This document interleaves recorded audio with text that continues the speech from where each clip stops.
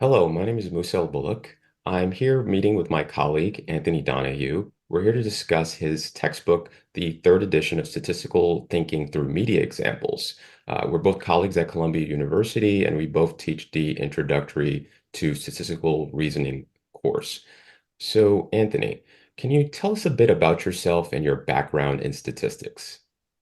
Yeah, I'd be more than happy to. And first of all, thank you very much for meeting with me today and appreciate this opportunity. I'm originally from Ireland. I was born and raised in Ireland. I completed my undergraduate and master's in statistics at University College Dublin. I got a couple of years experience working in a small clinical research organization before immigrating to New York, where I worked first as a consultant and then as a full-time employee at Pfizer Pharmaceuticals for roughly 7 years. Then I decided to move into teaching, beginning teaching as an adjunct professor at Columbia for almost 15 years now. But I've also taught as an adjunct professor for many years at NYU, and during COVID, I taught at Yale and Berkeley, primarily focusing on teaching introductory level courses and statistical computing courses. Interesting. So, what really motivated you to write this book? At Columbia University in the statistics department, there are three introductory level courses that cover the full range of students, from the very non-mathematical student to the mathematical student. Over the first 7 years teaching at Columbia, I taught each of those courses numerous times. And what I found that there was a gap at the foundation of statistical education. And what I mean by that, in the reasoning course for the non-STEM students, where we minimized the math, the calculations, where we were focusing on the why of the calculation, more so than in the algebra-based introduction and the intro with calculus, where there was just simply not enough time to do that. And so I saw this as a real issue at the foundation of statistical education. Those students that needed to have a solid foundation in the thinking, what does a confidence interval really mean? What are we trying to do with it? What does a p-value really mean? Really understanding the process, say, of hypothesis testing and statistical inference at its foundation, really understanding it. I was doing that in the reasoning course, but not in the algebra-based intros and the calculus-based because of the lack of time. It was more knowledge of procedures and how to do the calculations with little time to think about how to understand them. I saw a real issue that I wanted to tackle.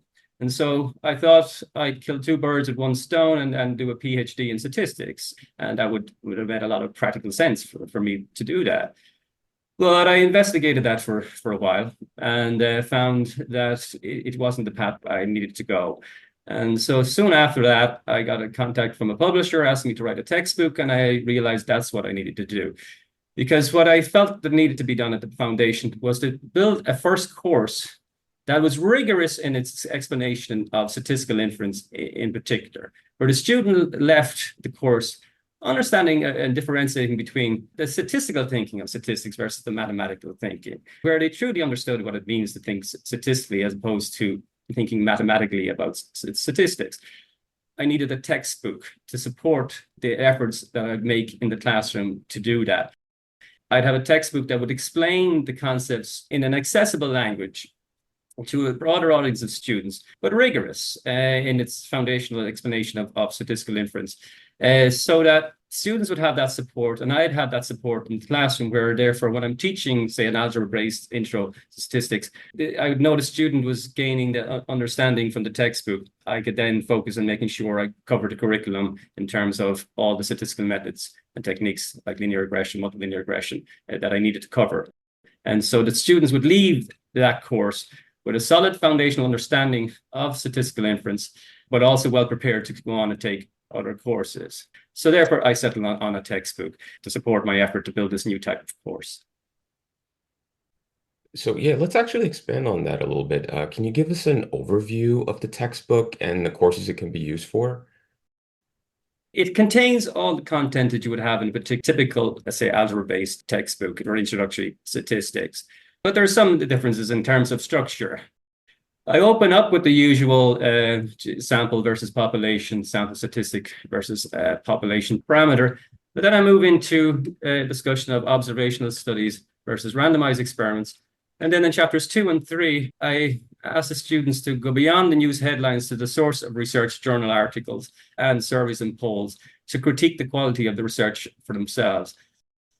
This is to get them reading journal articles and reading surveys and polls and critiquing them with the aim for them to understand from the beginning the importance of quality data. Design of an experiment or design of a study affect the quality of the data, and data is the bedrock of analysis. And this is something I feel gets overlooked in a first intro course, because at the end of the day, as I say to students many times during course, if the data is poor quality, all your analysis will be of poor quality right down to your p-value. So a case of garbage in, garbage out. So I emphasize that at the beginning in the first 3 chapters. And then the next is to move into the logic of probability, the basic rules of probability, including Bayes' rule. I think it's very important for students to understand what we mean by conditional probability. The p-value is a conditional probability. And so basically then it's into descriptive statistics, means and standard deviations and histograms, and then looking at normal distribution and getting familiar with that. This visual of the normal distribution is what we'll be looking at throughout the second half of the textbook on statistical inference. So yes, in chapter 6 to 10 then is all statistical inference. After they got familiar with the normal distribution, I go straight to the sampling distribution, which is the normal distribution, and take my time then in that chapter to establish that result of the central limit theorem in students' minds, because this can be very challenging for students thinking about this abstract concept of the sampling distribution. Then it's chapter 7, confidence intervals, and then hypothesis testing, the most challenging for me, chapter 8 in hypothesis testing. And then I build, in terms of structure, titled next chapter, Building on Foundations, Linear Regression, because it's literally building on everything we've learned so far. And I introduce linear regression, including multiple linear regression. And then I finish off integrity in research, the chapter I call it, where I discuss the strengths and limitations of hypothesis testing and how it can get misused and manipulated. In terms of use, I use it in the 3 courses I teach at Columbia, the reasoning course that you teach along with me. We are teaching in the fall. Then statistical thinking for data science course that I was asked to build is my course. And so it works very well for those courses, which are primarily non-STEM students take them courses, though I encourage STEM students to take my statistical thinking for data science course, because basically that is the course I wanted to build. Thankfully, I got the opportunity to do that. In the summer, I teach a 6-week intro to statistics, algebra-based course, the 1101 course. In that course, I use it as a supplementary. It allows me to cover everything I need to do and cover in the curriculum and present it more mathematically in the lectures, while the students get that support of getting that foundational understanding. So what sets this textbook apart from other textbooks in statistics? It's written through media and research-related examples, and you have access to almost, I was counting them up, there's almost 200 in the textbook. It's taught through those examples to ingrain the concepts. And I found very early on, especially when I was teaching the non-STEM students, teaching through media, research, and real-world data examples brings the material to life. It makes it more engaging and relevant to the world around them, and it really makes the student more enthusiastic for the material and more engaged. So I find that very effective and quite a unique approach that I take. And I'm particularly proud of the 3rd edition. It captured the first year of COVID, which was a very interesting year for statistics. We started to see the importance of it in the media, where statistics were driving us forward every day. But also it was an interesting year in terms of media and research-related examples because of the interaction between public health and politics in that year. But beyond that, yes, it's written as a narrative format where I explain the concepts through the media examples in a language the students understand, because this grew out of many years in the trenches in the classroom with students, just trying to figure out how to communicate these concepts to them. And I'm proud of that. I feel it's rigorous in its approach, particularly to statistical inference, written in a language that's accessible to the students. So that's what makes it different in terms of format, narrative format, through media examples, keeping it very clear and concise, and keeping the calculations to a minimum and the mathematical technicalities out of the way so they can focus on understanding the reasoning of statistical inference. So you did evaluate the quality of research and analyses surrounding several controversial topics in news media, effectiveness of mask wearing, American football, and brain injuries in a very impartial way. So why do you think this is an important perspective to have when evaluating research? A quote that I use on the top of chapter 8, but the quote is from Einstein, and it says, "A man should look for what is and not what the thing should be." We should teach our students to see the world as it is and not how they necessarily want to see it or how other people want to see it. We all have biases. We all have, to some degree, confirmation bias. We believe something to be true, and we look around for evidence to fit that belief. When I do this to go beyond news headlines to a source, a piece of research, to critique the quality of research, to approach it with, yes, an impartial mind, because at the end of the day, it's about the pursuit of truth, using data and statistics. Be aware of your own biases on the topic that you might have, and then thinking about the quality of the evidence and that any biases might creep in. Because to get at the truth is about getting the error and bias out of the way. And so really, I'm saying to them that you need to approach it with a partial mind and through the use of your reasoning skills you're learning in class, where you can see where any biases and how the measurement was taken, in terms of how representative the sample is of the population, for example. To just think about all those things and just see if anything pop out at you, putting your own belief system aside and just assessing the quality of the evidence. Therefore, it is very important for them to approach it in that open-minded, impartial way. So, is there a chapter or topic in the textbook that you found particularly fascinating to research and write about? The most challenging chapter was chapter 8 on hypothesis testing. It was very challenging to write it for a broader audience and find the language to do that. It was a challenge of balancing exactness with clarity. Some professors might take a look at my book and they feel, well, you should get more into, say, for example, explaining the T distribution and degrees of freedom. Writing this out of being in with students in the classroom for many, many years, I found that if you try to be too mathematically exact, you're hitting them hard with too many, mathematical concepts, particularly for students that are not very mathematical, and it defeats the purpose. Other than that, why I found that chapter very interesting, I read a textbook by Ronald Fisher, called Statistical Methods for Research Workers, which he wrote for the broader audience of research workers at the time. So he wrote it in a narrative format as well. I just found it very interesting reading his thoughts on decision making and hypothesis testing with regards to significance and p-values. And also, I read it to improve my mind in terms of how to think statistically, so I could communicate more clearly to students what it means to think statistically versus thinking, as I said, mathematically about statistics. To learn from that, I found that very interesting. So, in the textbook, there were even examples of research from reputable peer-reviewed journals that were shown to be flawed or inaccurate. How can people maintain a healthy degree of skepticism without becoming fully contrarian? When I first started to teach the material in the reasoning course through media examples to engage the students, what I found is that they started to feel empowered because as a teacher, I believe we should be teaching our students to question everything, question everything. At the end of the critiquing of studies in the earlier chapters, I use a quote from Buddha. Don't believe anything that you read, nothing, unless it agrees with your reasoning and common sense.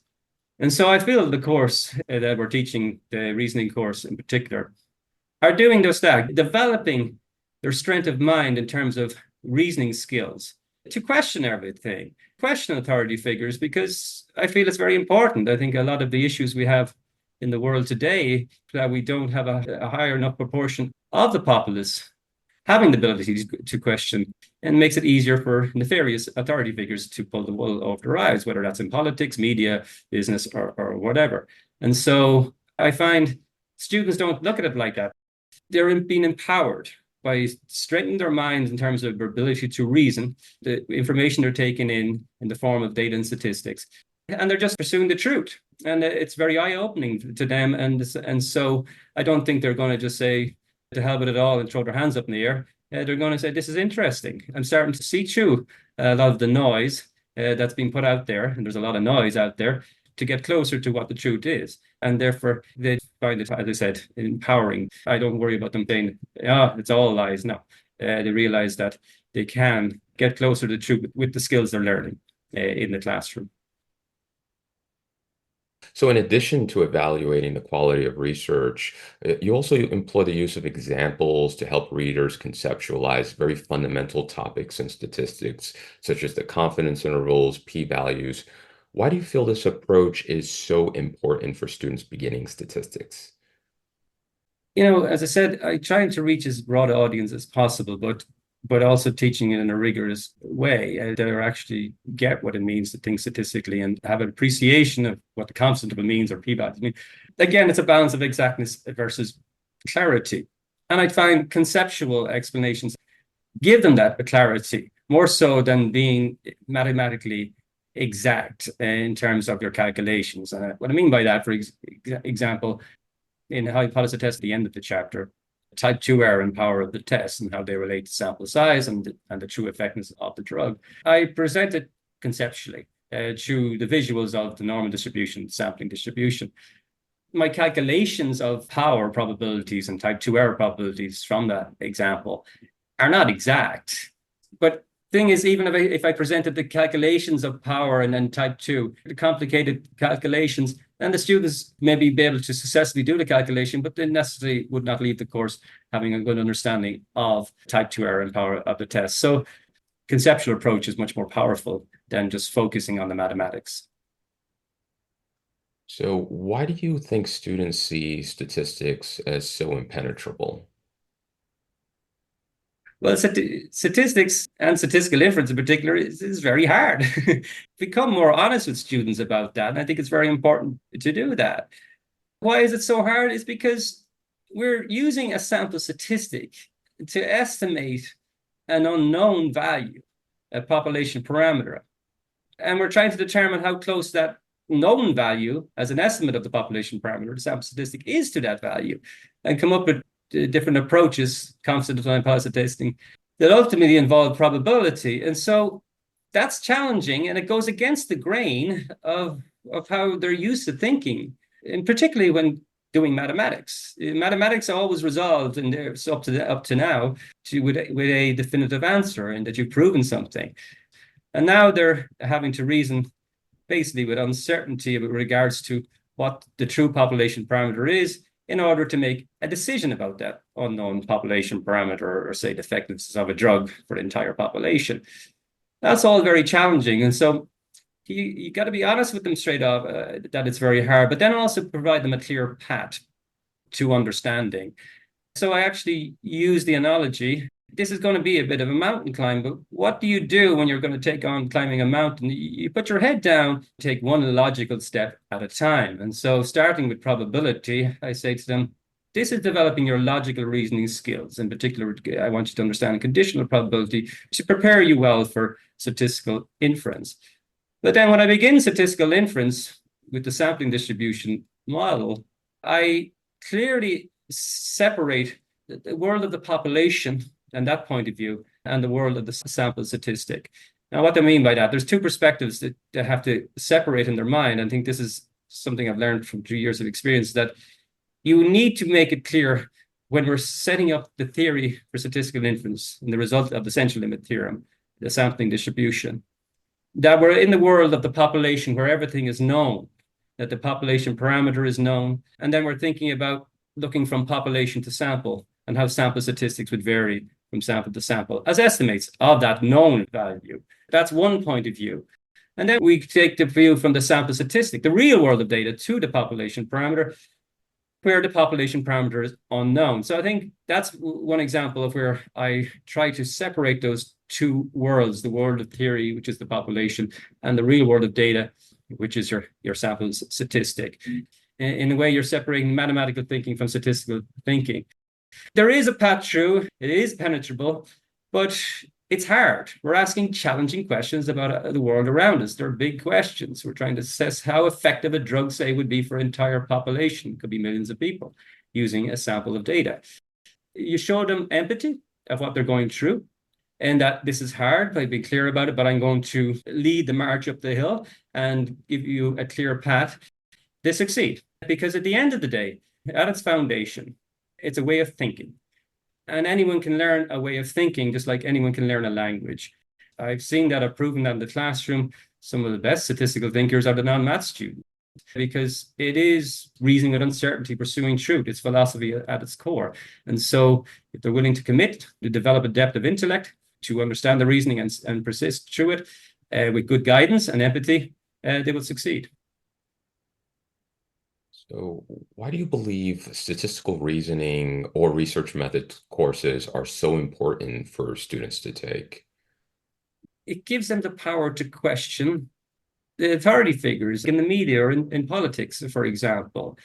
We all see it out there, the lack of integrity that has been growing over the years. So I feel that we need to empower our young people because people only get away with it if they're not questioned. And I think the higher percentage of educated consumers of information that can question the information they're taking in, the less nefarious figures will try to pull the wool over people's eyes because they depend on having a populist that doesn't have the critical and statistical thinking skills to do that. That's number one. And two, I think it's important to understand how statistics and statistical thinking, how much it has brought to the modern world, contribution to the scientific method in terms of the ability to bring treatments to market, to determine through randomized experiments whether a drug is effective. And we didn't have that. And so to understand its contribution and understand its power to see through the noise and get at the truth. That's so important, the helping and empowering people. So, what impact do you want your textbook to have on the teaching or statistical education in general?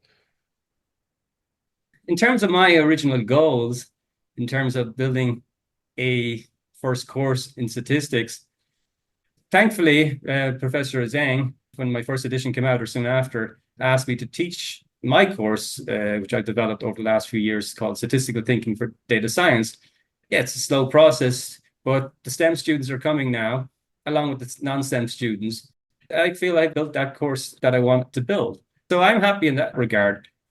However, I'm a teacher and educator, and I would love if more professors could take a look. Yes, I have got a number of adoptions, particularly it's taken off much more with the third edition, and that's great. But, you know, when you write something like that and you put your life's work into it and you know its importance in terms of helping with society's ills or even helping with the individual's ills, teaching them how to think for themselves. Yes, I would like to see more professors taking a look and realizing that this will resonate with students. When we first begin teaching, we think all the students think like us, but then you learn they don't, and then you have to learn how they think, and then you have to really get into their shoes and to explain the concepts from their point of view so that they relate to how they think. And I've done all that work, and textbook contains all that hard effort, and it does resonate with students. So I would like to see more professors taking a closer look, see its value for students. When I was writing it, because it's a very non-math approach with minimum calculations of test statistics and confidence intervals, I really felt that it would resonate with high school students. And I feel that that is the age 15, 16, that is where it should start. It's when I really started questioning the world around me. Columbia has a high school. They allow some high school students, if they want, to take college courses. And 8 of those students take my course, in reasoning course, last fall. It really left an impression with them. Columbia, you may be aware, have a Thank a Professor initiative. And soon after that course is finished, one of those high school students actually sent me a little note. And I just like to read it out to you because I was very happy with this. It said, Professor Donoghue, I just want to thank you. Your class has been really interesting. And I don't want to sound dramatic, but you've really changed the way that I understand not just statistics, science, philosophy, but even the way I understand the world. Also, thank you for answering all my questions after class. That's, for me, the ultimate compliment. But again, it's the subject, not me. I'm just a delivery of the subject, trying to communicate as best as possible. That's the subject. And that's what's driven me all these years to stick with this, course after course after course, because of that beauty that's to be found in it for the students. Can change the way you see the world. It's tough, it's rigorous, can feel impenetrable, but there is a way through.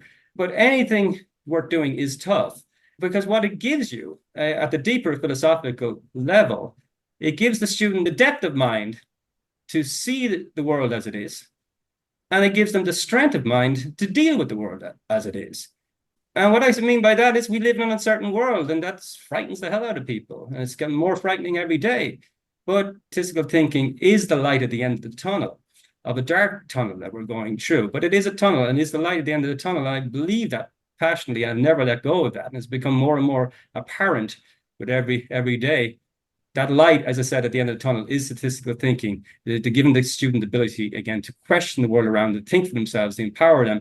And we could rid the world of authority figures that try to pull the world over our eyes. And we'll find that in any institution. I think there's very few of them. There's far more good people in the world, and we just need to educate them and the ability to question the world for themselves. And so that's really sums up where I'm coming from and the importance of what I'm teaching.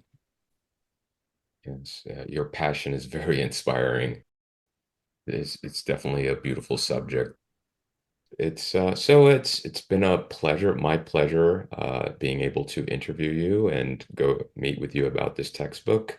The textbook again is the third edition of Statistical Thinking Through Media Examples. Let us know your thoughts and take care. Thank you again.